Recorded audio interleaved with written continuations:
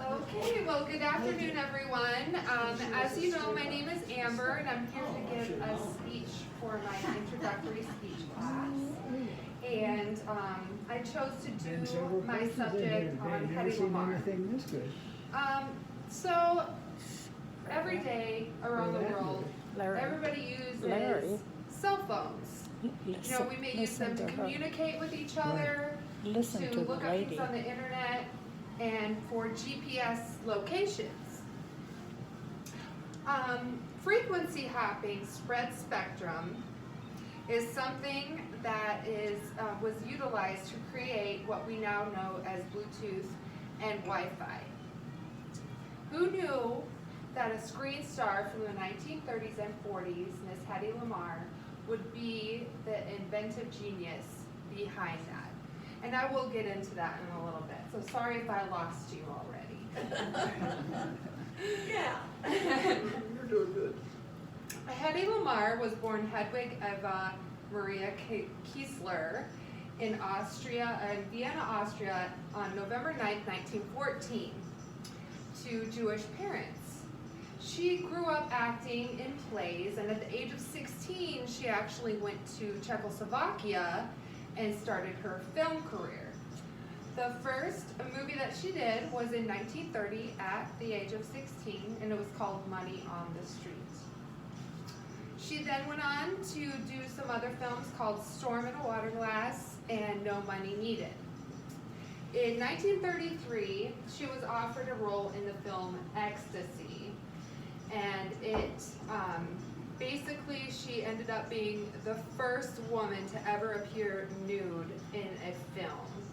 It was tasteful, but at the same time, obviously, it created a lot of controversy during that time period. In 1933, at the age of 18, she married Fritz Mandel, and he was an Austrian arms dealer, and he had close ties with Mussolini, who she actually met, and also it was rumored that he did dealings with Hitler. Fritz was unfortunately controlling and unbearable, and their relationship was tumultuous at best. So one night in 1937, Hedy left for Paris, and she eventually ended up in London. Hedy had always dreamed of going to Hollywood and becoming a star there. So she decided to take a boat from London to the United States. And fortuitous for her, on that boat, she met the owner of MGM Studios, Louis B. Mayer.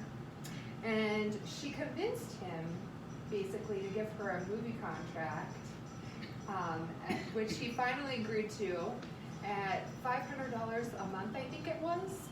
And then he changed her name from Kiesler to Lamarr. So that's where she got the Lamarr from.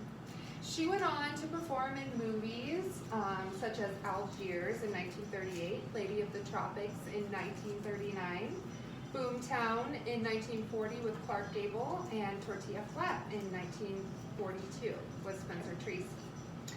She continued relationships with her peers and also outside of the screen. Howard Hughes was one of her very close friends. She also obviously had close ties with Clark Gable, Spencer Tracy, and James Stewart. At that time, Hedy's career was skyrocketing. She was flourishing in Hollywood, and she was considered the most beautiful woman in the world. Hedy also had a very good interest in science and inventions. So she did a couple things, but they really didn't get her very far. But she always had this idea of creating a frequency hopping device for munitions. In 1940, she met a music composer named George Antheil, and they decided together that they were going to go ahead and work on this frequency hopping project together. basically with her knowledge of munitions from her ex-husband, she utilized that in her motivation to create this device that was going to prevent the enemy from accessing messages, especially when it came to torpedoes. Alex Zeltman of ABS Technology in 2018 said that frequency hopping spread spectrum is a method of transmitting a radio's carrier signal between many different frequencies in succession.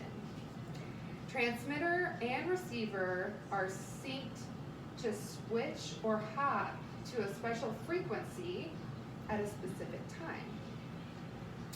Peter Hong from Microwave Journal in 1999 states that the couple developed concept by using rolls of paper and the number of keys on a piano as frequencies, which was 88. In 1942, they received a patent for this, but it wasn't. They wanted to extend it to the military, but the DoD was just kind of like, that's okay. In 1960, however, the Navy adopted the practice, and it contributed greatly to the Cuban Missile Crisis of 1962. FHSS, frequency hopping spectrum, is the basis for Bluetooth. For what? For Bluetooth. Yeah. So basically, the frequency hopping system that they developed actually led to the birth of Bluetooth.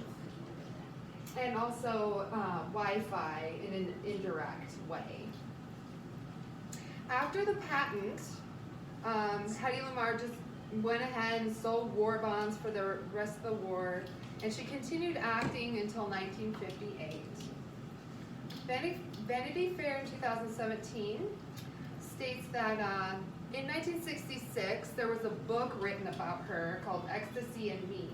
It was titled an autobiography, but it was actually written by a ghostwriter. There was no mention of her inventions or scientific accolades. Instead, it focuses on scandal and her sexual relations and her drug use. And so she decided to sue them for $21 million. Good for her. How Yeah. did it turn out? I don't think it turned out very well. Yeah, I really don't think so. That could be interpreted either way. I mean, did she win or was it that you didn't think so? I don't know. I can look into that and tell you and let you Not on know. my account. Oh, okay. Okay. I know she didn't have a lot of money when she died, so I don't believe that she probably got very much from it. Because she didn't get anything from her inventions either. But she did have a patent. Yes, exactly. I think she should get some of the money now. What do you think? Or at least into a trust fund. She can't use it now. No. Good point. So Hedy was actually arrested in 1966 in California and 1991 in Florida, both for shoplifting. I know the one in Florida was for laxatives and I think it was panty liners or something like that. Wow. Wow. Wow. So in both accounts, the charges were dropped against her. Hedy Lamarr was married 6 times and she had 3 children. How many? Three. Three. One of which I know one for sure was adopted. And at the age of 12, they kind of became estranged and he moved away with another family and she never saw him again. In 1997, finally in 1997, herself and George Ann Thiel, her partner, received the Electric Foundation Frontier Pioneer Award. And then she went on to win the Inventive Convention Bowlby Grass Spirit of Achievement Award. And then finally, in 2014, she was inducted into the Inventors Hall of Fame, posthumously. So she continued, after the book was written, she basically fell into depression and went into seclusion in the 1970s. And then that continued basically for the rest of her life. And she died on January 19th, 2000 of heart complications. So as you can see, in our advanced world today, it's not so much just a pretty face, but a brilliant mind. And sometimes you can have both, just like she did. I think ironically, the quote that stuck out to me the most from Hedy Lamarr was, "The brains of people are more interesting than the mind."